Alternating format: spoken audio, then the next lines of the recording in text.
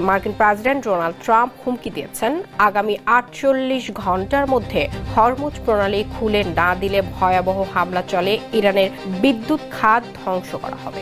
তার এই আলটিমেটামের পর ইরানও কঠোর হুঁশিয়ারি দিয়েছে।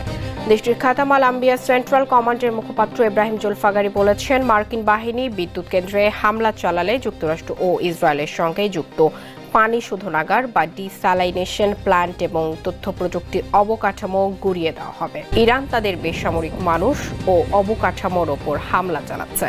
যদি এ ধরনের হামলা অব্যাহত থাকে তাহলে ইরানের ওপর সৌদি আরব পাল্টা হামলা চালাবে। সংবাদ মাধ্যম দ্য আরব নিউজ জানিয়েছে, ইরান দূতাবাসের সামরিক কর্মকর্তা তার সহযোগী সহ 3 স্টাফকে অবাঞ্ছিত ঘোষণা করেছে সৌদি। শনিবার সৌদি আরবের পররাষ্ট্র মন্ত্রণালয় এ সংক্রান্ত একটি নির্দেশনা জারি করেছে। সৌদি পররাষ্ট্র মন্ত্রণালয় আরও জানিয়েছে, যদি ইরান সৌদির ভূখণ্ডে হামলা অব্যাহত রাখে তাহলে তাদের আরও কঠোর পরিণতি ভোগ করতে হবে এবং এগুলো বর্তমান ও ভবিষ্যৎ সম্পর্কে প্রভাব ফেলবে।